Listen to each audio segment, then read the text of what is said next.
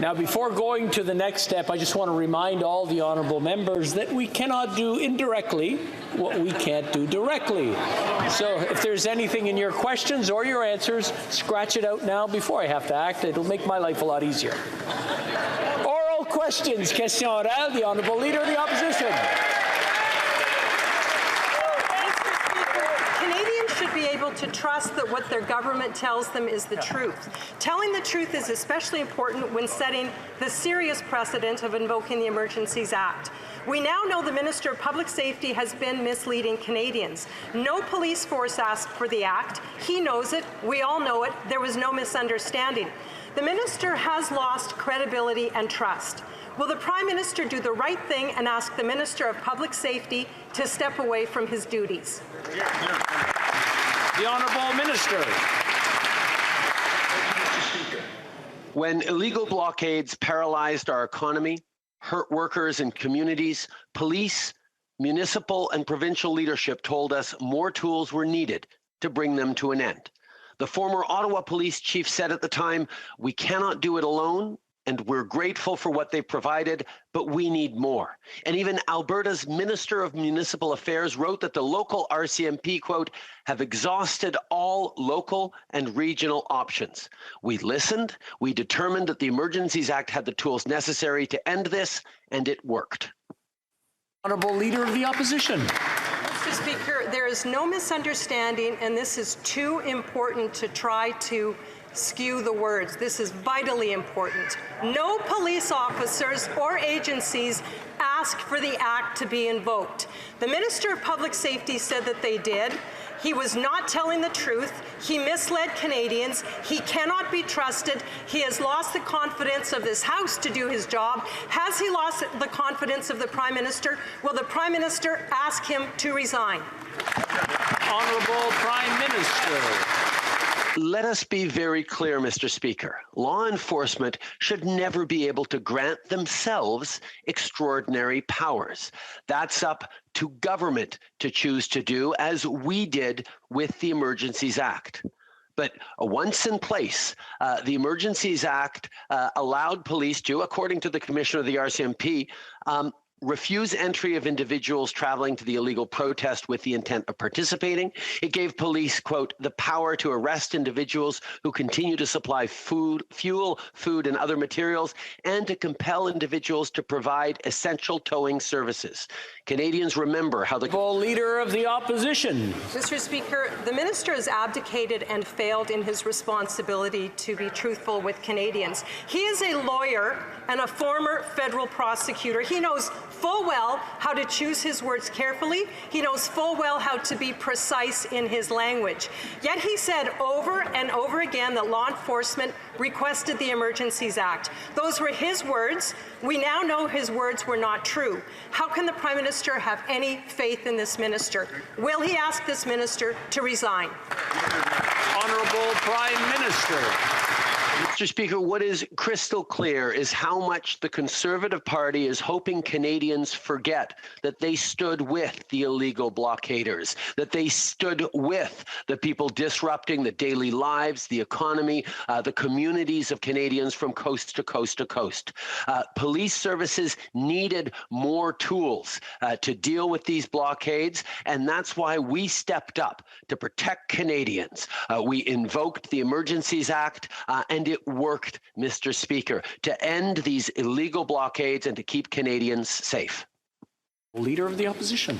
Our responsibility, Mr. Speaker, is to stand up for Canadians who have been misled by this minister. Speaker, Canadians were shocked and disgusted to learn that last weekend the Minister of Foreign Affairs sent one of her delegates to share champagne and caviar with Russian diplomats. Mr. Speaker, while Putin and his thugs continue an unjustified and violent war on innocent civilians in Ukraine, can the Prime Minister tell us how, in the name of everything that is good, did he allow this to happen? We are supposed to be friends of Ukraine. Why did his minister send one of her delegates to party with Russian diplomats who are still being allowed to stay in Canada? The Right Honourable Prime Minister. Mr. Speaker, not a half an hour ago, I got off a 45-minute phone call with President Volodymyr Zelensky to talk about everything Canada has been doing and will continue to do, including by leading conversations at the Summit of the Americas last week, continuing to deliver on toughened sanctions, on more equipment and ammunition. We will continue to step up to support Ukraine. Obviously, it was absolutely unacceptable for any Canadian representative to be at this event. It never should have happened, and we denounce it thoroughly. The Honourable Leader of the Opposition. Well, his minister is either incompetent or complicit in what happened, maybe both. Either way, it's a complete failure on behalf of the Liberals. Canadians expect that their Minister of Foreign Affairs will lead by example by condemning and isolating Putin's regime, not sending senior officials to party at the Russian embassy. The Prime Minister and his Foreign Affairs Minister claim to be great friends of Ukraine. I hope he apologized to President Zelensky, because what kind of friend sends a delegate to their enemy's house to enjoy champagne and caviar? The Right Honourable Prime Minister. I can assure the Leader of the Opposition and indeed all Canadians that President Zelensky and I had an extremely positive conversation where this issue did not come up, because obviously there are much more important issues, like how we are continuing to deliver munitions that are desperately needed by Ukrainians, how we continue to mobilize international support for Ukraine in condemning Russia, how we continue to engage every single day to stand up for Ukraine, and indeed how Canada is so completely and totally unequivocal in its support for Ukraine and its condemnation of Russia. Député de Belleuil-Chambly. The Honourable Member for Belleuil-Chambly. Well, you can easily imagine that I always read the Globe and Mail.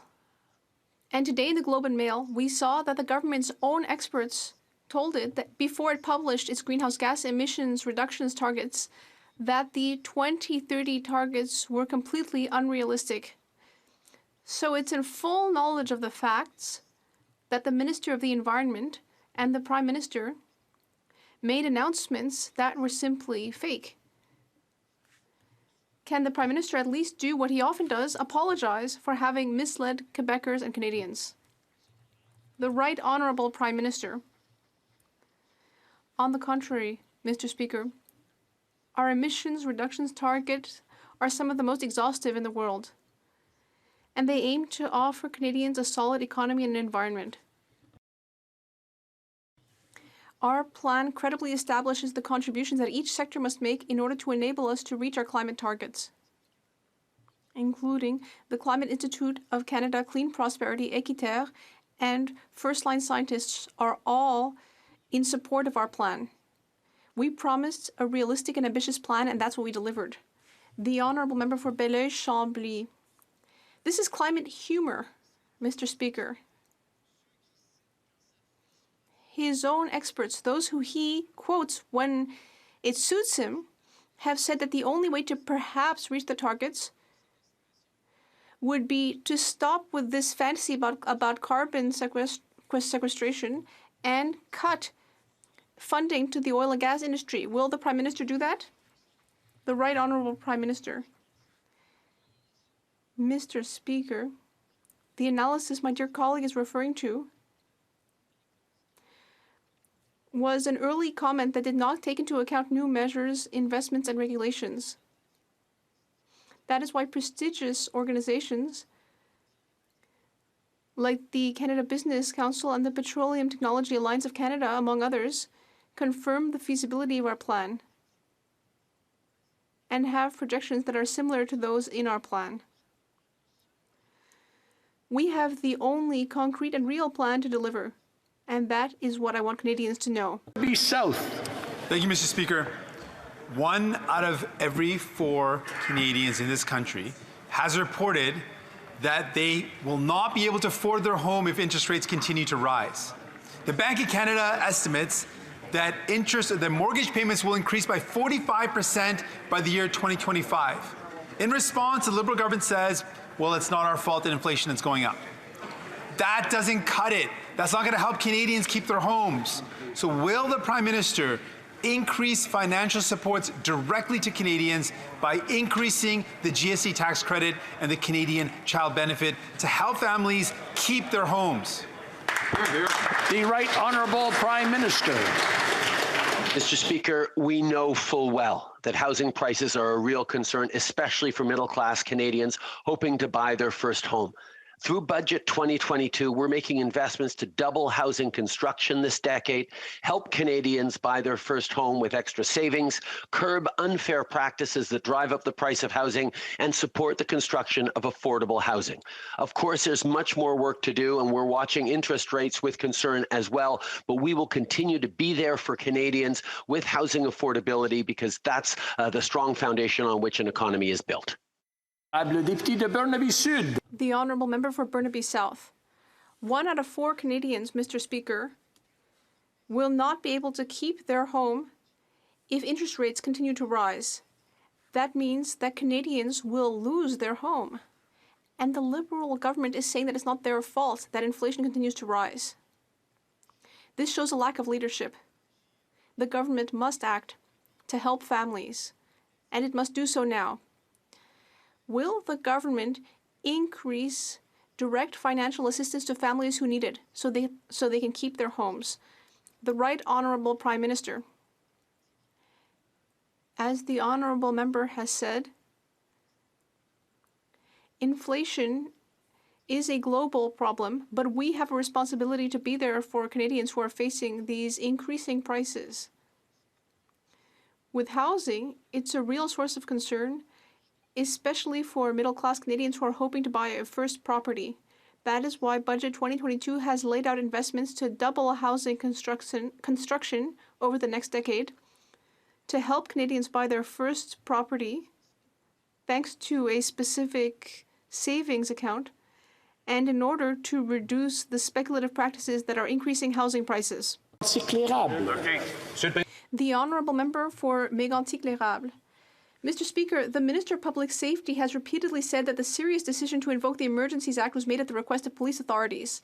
All the police forces have denied that they asked for this emergency legislation. The Minister knows it, and as a former Crown Prosecutor, he also knows the importance of telling the truth and nothing but the truth. Since he cannot take back what he said, Mr. Speaker, and since a major civil liberties decision was made as a result, will he now do the honourable thing and resign?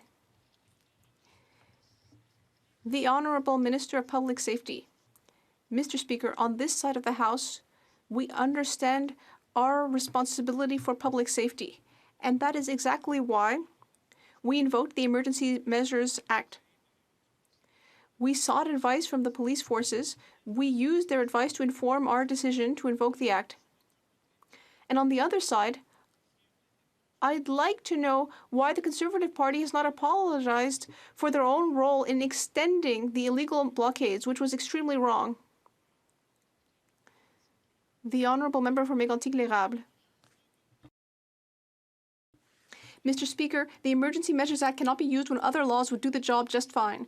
The Minister of Public Safety knew this, and that is why he justified his decision by saying repeatedly that the police had asked for these increased powers. Not one police officer, police force, police chief, or commissioner has come forward to confirm the minister's words. There is no misunderstanding here. This Liberal minister no longer has the trust of Canadians. When will he come clean and resign? The Honourable Minister. Mr. Speaker, the opposition is continuing to ignore the testimony of the RCMP Commissioner. She stated that the RCMP needed the Emergencies Act in order to restore public safety. The RCMP Commissioner said that, yes, the government consulted police forces before invoking the Act. The Conservatives, on the other hand, contributed to extending the illegal blockades. It is very wrong. They should apologize. Mr. Speaker, the Minister of Public Safety continues to spread misinformation and can't be trusted. As a former Crown Prosecutor, the Minister knows full well that his choice of words matters. He would have also known that when invoking the Emergencies Act in Canada, that everything he said would be tested against the law. However, the minister can't find anyone to corroborate his story that law enforcement asked for the Emergencies Act to be invoked. The only matter left unresolved is the minister's resignation. So when will he resign? The Honourable Minister for Public Safety. Speaker, I want to thank my colleague for highlighting my professional experience as a federal prosecutor before I came into politics. I got into politics to make sure that we could protect Canadians, and on this side of the House, we know what is necessary when it comes to the protection of the health and safety of Canadians. That's why we invoked the Emergencies Act. We obviously consulted police. We sought their advice. You heard the Commissioner say before the committee that we got that advice and we used it, Mr. Speaker. And I just want to know why it is, to this point in time today, the Conservatives refuse to apologize for their role in putting at danger the lives of the people who live in Ottawa and right across the country with their reckless statements. The Honourable Member for Red Deer Lacombe. In 2015, the Prime Minister outlined his ministerial standards of conduct in his Open and Accountable Government document. And let me quote what it said. To be worthy of Canadians' trust, we must always act with integrity. This is not merely a matter of adopting the right rules or of ensuring technical compliance with those rules. As ministers, you and your staff must uphold the highest standards of honesty and impartiality. The Minister of Public Safety no longer meets any of those standards. When will he resign? Mr. Speaker, I want to be unequivocally clear that we invoke the Emergencies Act amidst an unprecedented act of civil disobedience, in the words of the Canadian Association of the Chiefs of Police, who also said, I might add, that we invoked the Emergencies Act to fill in existing gaps as it related to existing authorities, Mr. Speaker. I wonder if that member would hold the same standard against the comments of the interim CPC leader who said in the middle of the blockades, let's make this the Prime Minister's problem. Let's make it a political problem. That was wrong. She knows it, and she should apologize. The Honourable Member for Foothills. What is wrong, Mr. Speaker, is the Liberals froze bank accounts, discarded our democracy, ignored our Charter of Rights, all predicated on a fabrication. Invoking the Emergencies Act was an unprecedented power grab, all based on misinformation. No police force ever asked for the Emergencies Act to be invoked. The fact is, the Public Safety Minister has been caught misleading Parliament and deceiving Canadians. Will he do the honourable thing? Will he do the right thing? Will he resign? The Honourable Minister. Mr. Speaker, if that member had read the Emergencies Act, he would have seen that all of the measures that we introduced were charter compliant and were absolutely targeted towards an unprecedented act of civil disobedience, which the Conservatives continue to deny. And it is they who are engaging in revisionism, Mr. Speaker. It is they who engaged in reckless abandon, who, while Ottawa residents were unable to go to work, take their kids to childcare, were able to navigate the city, they were encouraging blockaders to double down. They put at risk the lives of the people in the city. It's wrong. They should apologize. The Honourable Member for Foothills. Here's the fact, Mr. Speaker. On April 28th, the Public Safety Minister said, it is also a fact that we only invoke the Emergencies after all police forces agreed. We don't believe him, Canadians don't believe him, and police forces don't believe him. They don't believe him because this never happened. No police force ever asked for the Emergency Act to be invoked. What has happened, and this is the fact, Mr. Speaker, is the Public Safety Minister has been caught misleading Canadians and misleading Parliament. No more talking points, no more skirting the blame. Will he do the right thing? Will he resign? The Honourable Minister. Talk about disinformation. Talk about a distortion of the record. You heard from the Commissioner of the RCMP who went before a committee and said that she needed to use the Emergencies Act to get the job done as quickly as possible. She spoke about the consultation between government and police forces to ensure that we use their advice to make that decision in an informed way, Mr. Speaker. And it is the Conservatives who continue to bury their heads in the sand in what was an unprecedented moment of civil disobedience. We worked with law enforcement to protect public safety. It was the Conservatives who undermined it. The Honourable Member for Repentigny. Mr. Speaker, internal documents obtained by the Globe and Mail revealed that when the minister announced his 2030 greenhouse gas reduction plan, he knew he was headed for failure. He knew his department was projecting that the oil and gas industry would reach only 53% of its 2030 reduction targets. He knew that the only way they could meet the target was to cut their production. But he refused to require that. So he knew that he was publishing a plan doomed to failure. Why did the minister mislead Quebecers? The Honourable Minister. Thank you, Mr. Speaker, and I'd like to thank my colleague for her question. I completely disagree with her characterization of the situation. Our plan is ambitious but realistic. And it shows sector by sector how Canada will meet its objectives. It's the most transparent plan in the history of the country, and that's not what I'm saying, it's what a number of NGOs and experts have said. The Globe and Mail analysis was one of several initial internal contributions, but the analysis does not bear in mind all of the new contributions and investments and regulations that were proposed. Environment Canada has organized several technical briefings with experts, external experts. We have showed total transparency about how we came up with our numbers. Thank you. Before going to the next question, I'd like to remind everyone that there are a lot of discussions happening, and it makes it hard to hear. Different discussions taking place, and it's nice to see people get along and talk, but maybe please either whisper lower or maybe just temporarily take it out and come back for it in a moment or so. The Honourable Member for Repentigny. Mr. Speaker, imagine this. His own department demonstrated this in the leaked documents. The only way the oil and gas industry can get closer to a reduction of 81 megatons by 2030 is to cut production. Yet despite knowing this, the minister is not only not asking them to cut production, but he's increasing production.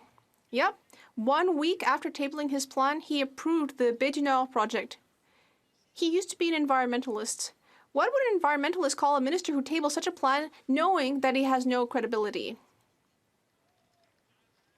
The Honourable Minister. Thank you, Mr. Speaker. Well, I would invite my colleague to read the whole Globe and Mail article, not just the headline, but the whole thing, because in it, 2 experts are quoted and have stated that what we are asking the oil industry is ambitious, what we want to do is ambitious, and I would have thought that the Bloc Québécois is in favor of ambition in fighting climate change. This plan is based on consultation with 30,000 Canadians, and it's been supported by a number of organizations like Environmental Defense, Équiterre, the David Suzuki Foundation, and many others. And our government will ensure that this plan is implemented to ensure that Canada reaches its objectives. The Honourable Member for Avignon-Missisquoi-Matapédia.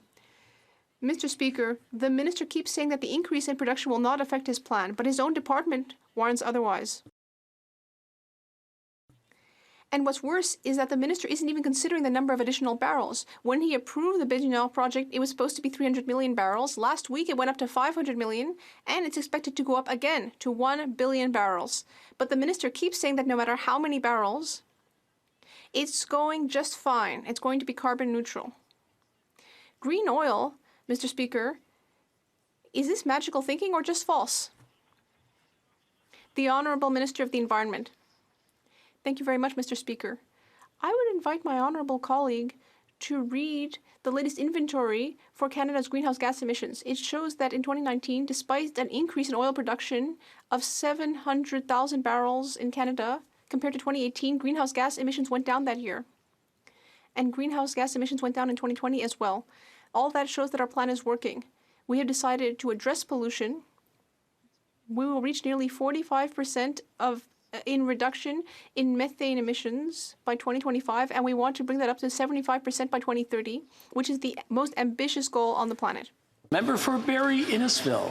On multiple occasions, the Minister of Public Safety said that police forces had requested the Emergencies Act. We now know that that wasn't true. Even worse, the minister doubled down on his false claims on multiple occasions in this House, in committee, and in the media.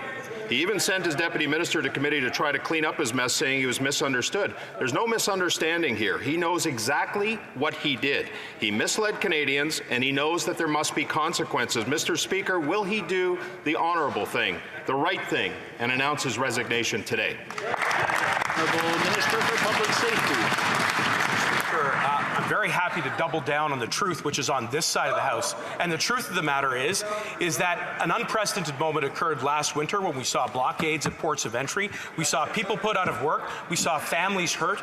We saw lives endangered. And we took the decision that was necessary, as informed by the consultation and advice that we got from police services, as you heard the Commissioner of the RCMP say at committee.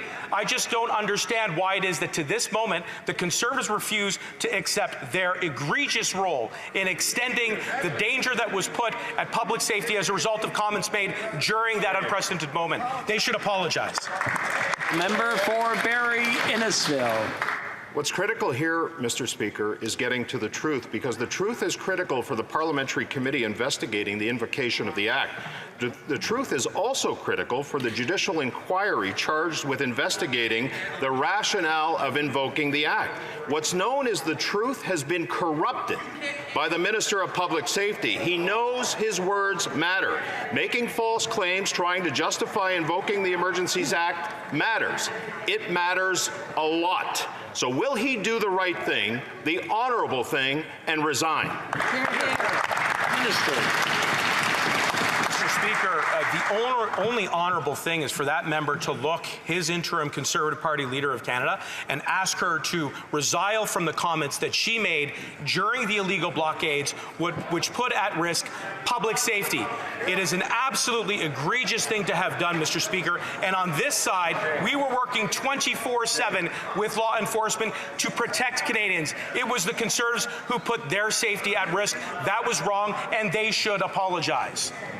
Well, member for Leeds, Grenville, Thousand Islands, and Rideau Lakes. Well, the minister talks about things being egregious and unprecedented, and what's unprecedented is the lengths that this minister will go to spread his disinformation and to continue to try and divide and stigmatize people that this government disagrees with. This is their pattern, to try and punish Canadians that disagree with them. On April 26th, he said it was the advice of law enforcement that he followed to invoke the Emergencies Act, but we know that's not true. We heard it directly from police. So will the minister come clean with Canadians, tell them that invoking emergency powers was actually a Liberal power grab, and resign today? The Honourable Minister for Public Safety. It is astonishing to hear that member ask that question when I have repeatedly cited from law enforcement community leaders who said that they needed the Emergencies Act, that it helped to restore public safety, and that it helped to fill in existing gaps on authorities which were ineffective at restoring public safety, Mr. Speaker. And it is that member who should be looking right down the aisle at his interim Conservative Party leader who actually undermined public safety as a result of comments by trying to make it a political problem for the Prime Minister. That was fundamentally wrong. They are soft on crime, they are weak on law and order, and they should apologize. The Honourable Member for Leeds, Grenville, Thousand Islands, and Rideau Lakes. Speaker, this minister's answers just aren't credible. If it was so unsafe, they continue to let all parliamentarians, all staff, continue to come into the precinct. Exactly. Speaker, this minister has lost absolutely all credibility. I'm going to have to interrupt the honourable member. I'm hearing shouting back and forth, and I'm having a hard time hearing the question. From the top, please. Speaker, this minister has lost all credibility. He says it was so unsafe, but they continue to let all parliamentarians, ministers, the Prime Minister, residents of downtown Ottawa to continue to come down here. The risk that Canadians have is a minister and a cabinet that are spreading misinformation. We have a minister that refuses to take accountability and instead divides and stigmatizes Canadians, looking to pit neighbor against neighbor and government against Canadian if they don't agree with him. So will the minister do the honorable thing, stand before this House, deliver to this Prime Minister his resignation today? The Honourable Minister. Mr. Speaker, June 14th in the Conservatives have still buried their heads in the sand about what it's necessary to protect the health and safety of Canadians. That's why we invoked the Emergencies Act. We sought and consulted with the police forces before we took that decision, Mr. Speaker, and it is the Conservatives who undermine public safety. And to this moment, what they should do is they should take a mirror and they should take a hard look at themselves at the way in which they contributed to the undermining of public safety. It was wrong, and there should be an apology today. The honourable member for Timmins James Bay. So internal documents show that the government knew the Prime Minister's net zero reduction plan had net zero chance of meeting its emissions targets. Well, quelle surprise. Remember when the Prime Minister went to COP26 and promised the world that he would bring in an emissions cap? Then he came back to Canada and promoted massive oil increases through Bay du Nord and TMX. The planet is on fire, and generations of Canadians will pay the price for his inability to deliver a credible plan on just transition or the emissions cap. Doesn't the Prime Minister understand this? Honourable Minister. Thank you, Mr. Speaker. What strikes me is that the member doesn't seem to have read the 2030 emissions reduction plan, because it's a plan to reduce our emissions by 40 to 45%, the plan to net zero to 2050 plan, Mr. Speaker, and that plan is coming. So if he had read the 2030 plan, the member opposite would see that we have, for the first time in the history of this country, shown how we get to our 2030 targets per sector, and that has been validated by a number of experts, including ex-leader of the Green Party, BC Green Party, IPCC scientist, and a number of other experts across the country, Mr. Speaker. Member for Windsor West. Mr. Speaker, Canadians are facing a disaster at the border. Preventable staff shortages are causing endless delays at our land crossings. Small businesses are suffering and Canadians can't travel. The NDP has called for a safe border task force since the beginning of the pandemic that will work with all sectors to relieve this pressure, but the Liberals have refused and has led to confusion and frustration. These problems are not going away. Will this government finally put together a safe border task force that will help Canadian travelers and businesses? The Honourable Minister for Public Safety. I want to thank my honourable colleague for raising this important issue. I know that he speaks on behalf of his constituents in a border committee, which I'm very familiar with. Of course, the government is committed to collaborating with my honourable colleague to set up this force and to use other existing platforms to ensure that we have smooth flow of commercial goods and manufacturing goods, while at the same time protecting the integrity of our borders. And I also want to thank my colleague for his advocacy during the illegal blockades. He, unlike the Conservatives, understood that there was an unprecedented act of civil disobedience, and it was thanks to his collaboration and all of the members on this side of the House that we were able to restore public safety. No thanks to Conservatives. The Honourable Member for Longueuil, Charlemagne. Mr. Speaker, as always, many Canadians are looking forward to summer, one of the best times of the year to be outdoors with family and friends. But as firefighters in many of our communities are warning us, we are also entering wildfire season, and thanks to the impacts of climate change, Canadians are at a greater risk than ever before. Can the Minister for Emergency Preparedness explain to this chamber what is the federal government doing to help communities at risk? Thank you. Minister for Emergency Preparedness. Thank you, Mr. Speaker. And I'd also like to thank my honourable colleague for this very important question. Our government shares the concern that we all share, for increasing severity and frequency of wildfires as well as all natural disasters. And Mr. Speaker, that's why we've invested through Budget 2022 over $550 million to help provinces, territories, and Indigenous communities mitigate and respond to wildfires that threaten their community. This includes equipment for firefighters and training that specifically incorporates Indigenous traditional knowledge in fire management. And Mr. Speaker, throughout the coming fire season, we will continue to work with our provincial and territorial partners, and we are prepared to act in response to any request for assistance. Thank you, Mr. Speaker. The Honourable Member for Charlebourg-Saint-Charles. Mr. Speaker, Andrew Coyne of the Globe and Mail said, and I quote, "If the Liberals were trying to convince people that they had something to hide with regard to the decision to invoke the Federal Emergencies Act, they could hardly do a better job." The situation is serious. The Minister of Public Safety has misled Canadians, and he must resign. Will he?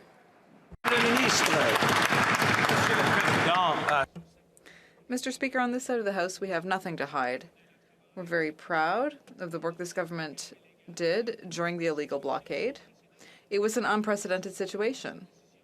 And yes, when we were making that decision, we consulted, we spoke to law enforcement, but it was the Conservatives who created a threat to public safety with their rhetoric and the remarks of the interim leader.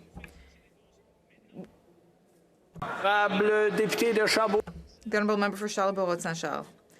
Mr. Speaker, the same Andrew Coyne said, and I quote, "Well, there's a penalty for this sort of thing, and the penalty in the conventions of Westminster-style parliaments is resignation."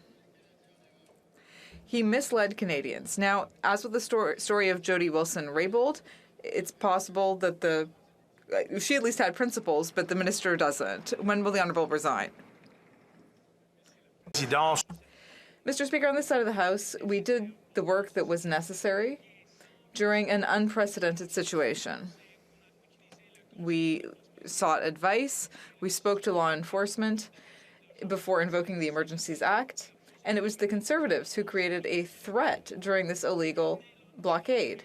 They should look in the mirror and apologize for their remarks during the blockade. The Honourable Member for Bellechasse-Chemin-Lévis. Mr. Speaker, on April 26th, the Minister of Public Safety said this about emergency measures, and I quote, "I don't want to speak for all members of law enforcement, but there was a very strong consensus on the need to invoke the Act." End of quote. We now know that at no time was there such a consensus.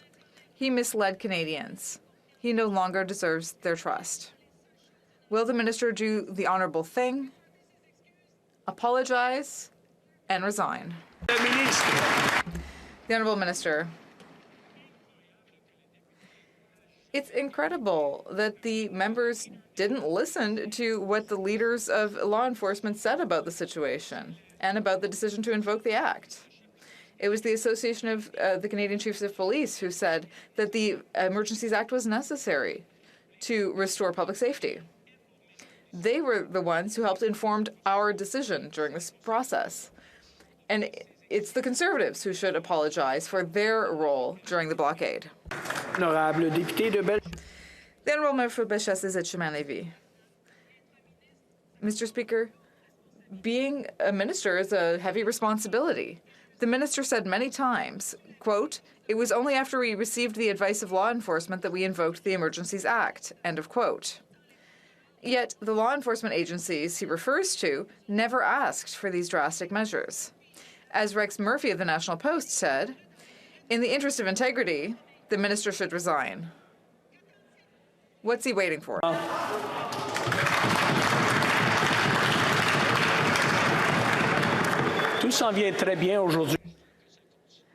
Things are going well today, and I'd like that to continue, so I will let the Honourable Member for Bellechasse-Chemin-Lévis finish her question. My question is very simple, Mr. Speaker. He misled the House. He needs to apologize and resign. That's it.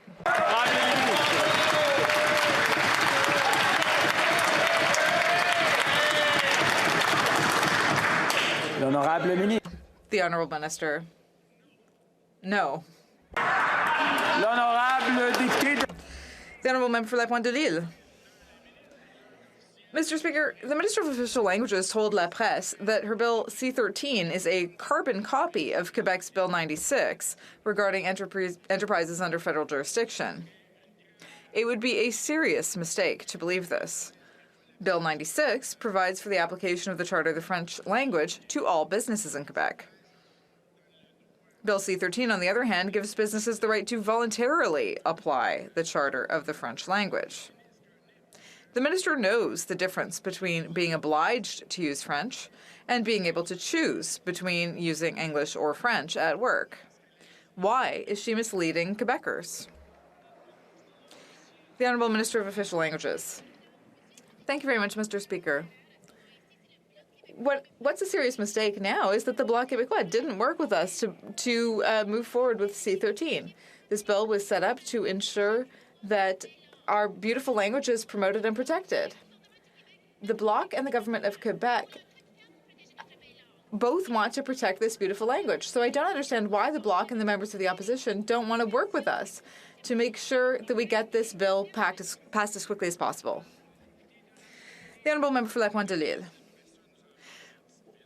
Well, the minister would like to have us believe that, but in fact she was right yesterday when she said, and I quote, "Let's be very clear, the only minority language in Canada is French."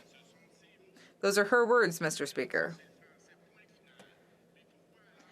But then why does her bill, C-13, protect the majority language, English?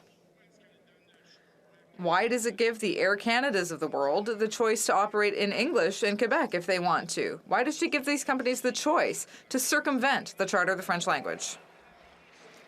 The Honourable Minister. Mr. Speaker, as I said yesterday, French is declining in North America, including across Canada. And yes, Mr. Speaker, French is the only minority language in Canada. That's why we're moving forward with an ambitious bill. We all want to protect and promote this beautiful language. Once again, I hope that the Bloc Québécois and all members of the opposition will work with us and stop playing political games, because this bill will make a real difference. And the new version of the bill has even more teeth, so I hope they'll help us get it passed. Member for Sherwood Park, Fort Saskatchewan. Mr. Speaker, the minister is desperate to blame someone else, but there is only one person that is under investigation, and that's the Minister of Public Safety. Now, the state of his credibility is grievous and irremediable.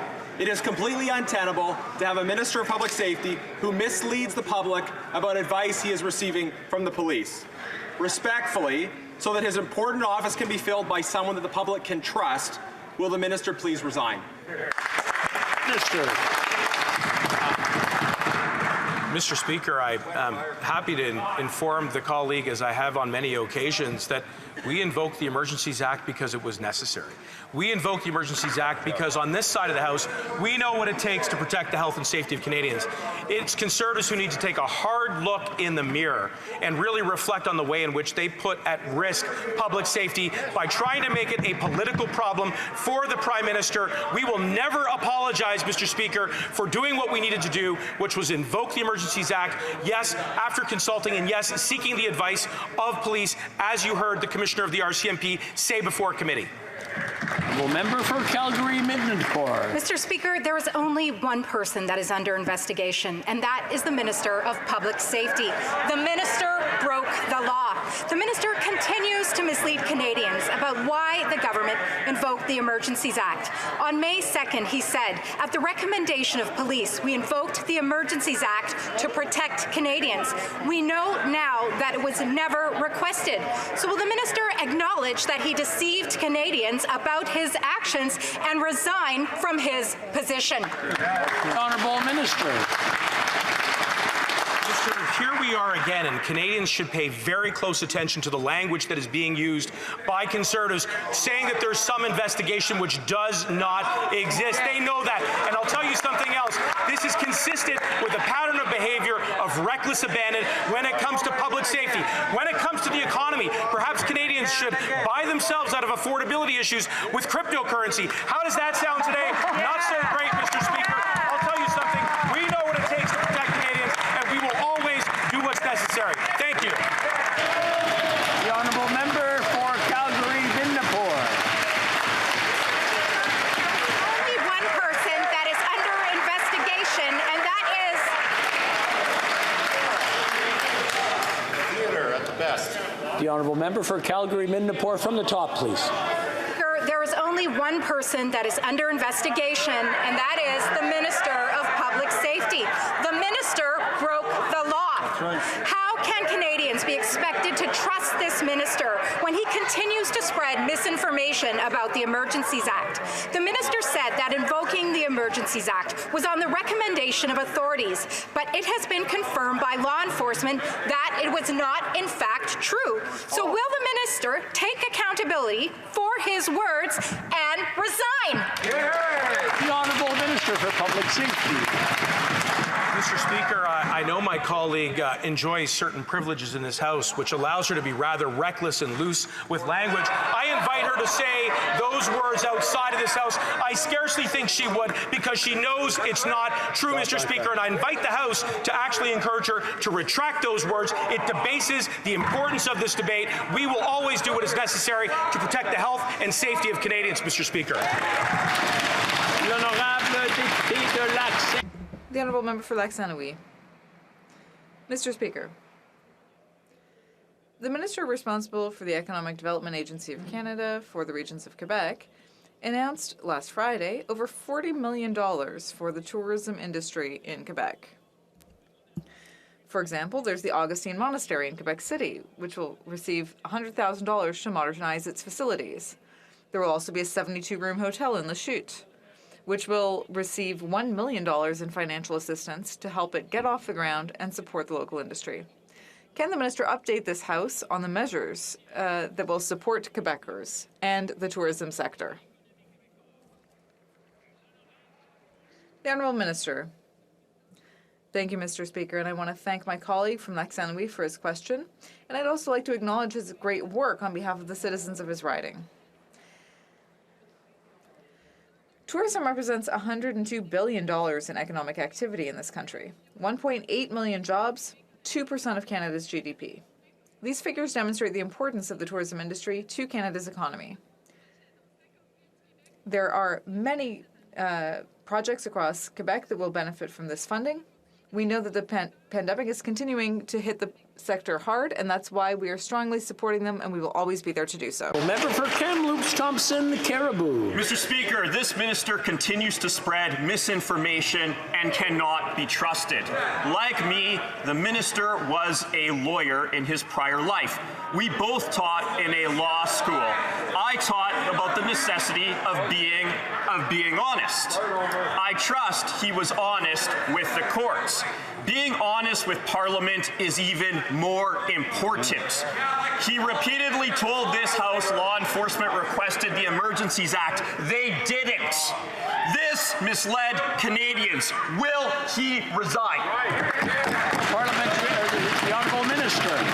Mr. Speaker, all we've heard today in the exhibit of the trial of who can tell the truth and who can't is the Conservatives who have deliberately continued to mislead on what has been said in this House on the state of affairs last winter when there was an unprecedented act of civil disobedience, on the fact that the government, yes, consulted police, yes, sought their advice prior to the invocation of the Emergencies Act, as you heard the RCMP, Mr. Speaker, say before the committee. That's what's gone on today, and they should be apologizing for their role in prolonging those blockades. It's wrong. I just want to remind the Honourable Minister that in the House we can say someone is misleading someone. That's an accident. People do that. That's normal. But deliberately misleading is not acceptable language in the House.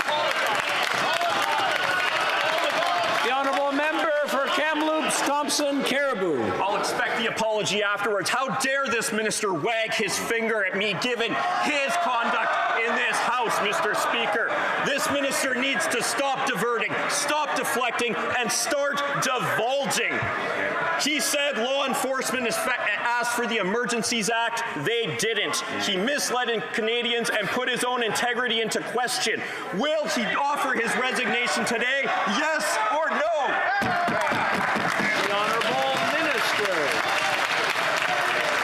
Speaker, I'm somewhat entertained by my honourable colleague who complains about wagging fingers and then proceeds to wag fingers to the government. He ought to live up to the high standards that he purports to set for us, which includes being very straight up with his interim Conservative Party of Canada leader who made recklessly abandonment statements during the block.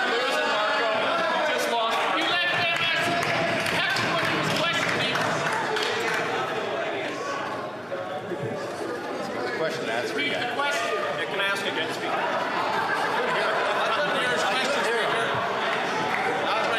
Ready?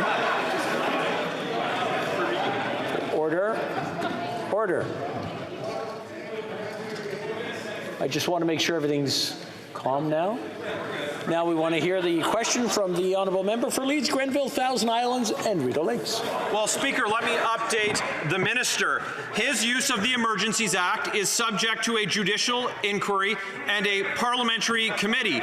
The minister is misleading Canadians. The minister has been misleading Parliament. He is undermining Canadians' confidence in democracy and in our justice system. He has had all of question period. He has many months to finally come to the realization of what he's done.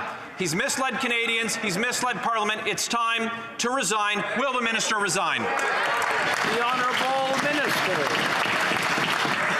Mr. Speaker, we're very, very confident on this side of the House that the invocation of the Emergencies Act helped to restore public safety, helped to ensure that Canadians could get back to work, helped ensure that family members could take their kids to daycare, and ensured that we could restore public safety, Mr. Speaker. We will always, always defend that decision.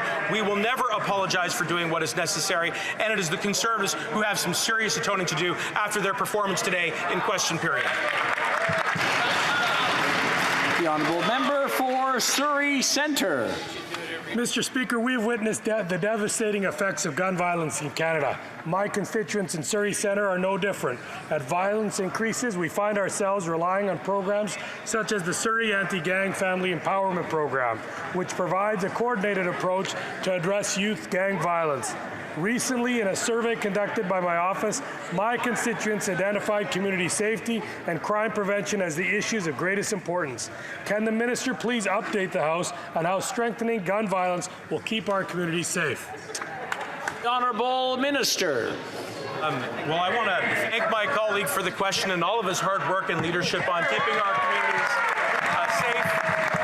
As he knows and all members know, we've introduced Bill C-21, which, among other things, will introduce a national handgun freeze, which will take on, yes, organized crime by raising maximum sentences for illegal traffickers and by reversing the alarming trend around the connection between domestic violence and guns. Mr. Speaker, it is my sincere hope that we'll be able to work with all members, and yes, maybe, who knows, the Conservatives too. We live in hope, Mr. Speaker, so that we can better protect all Canadians from the scourge of gun violence. Thank you.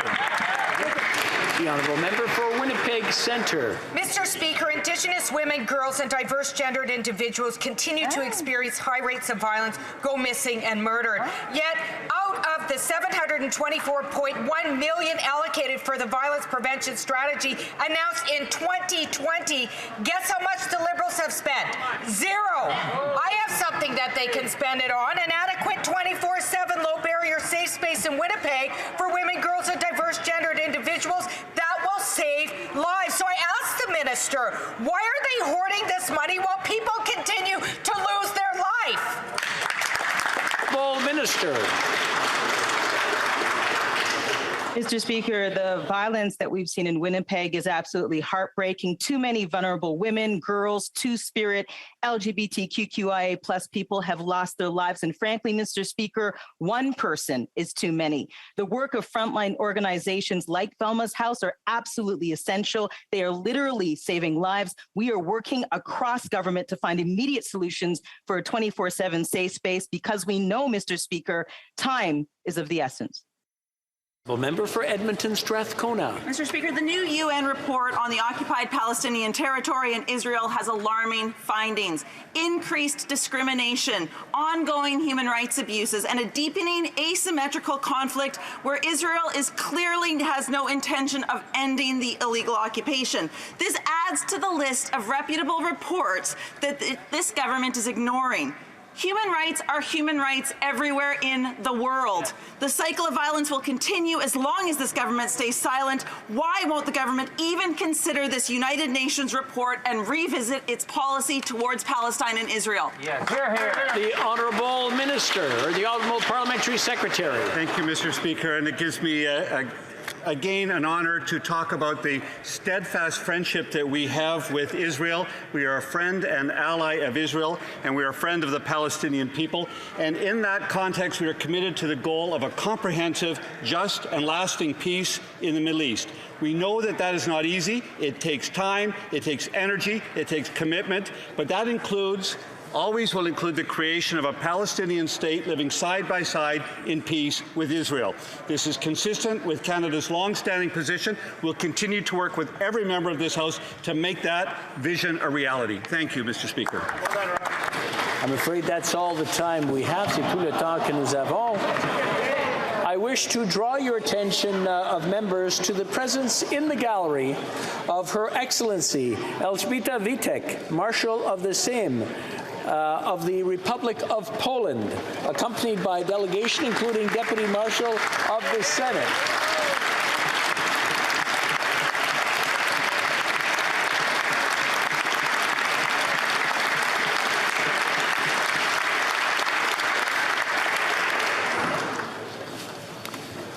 matters of the day.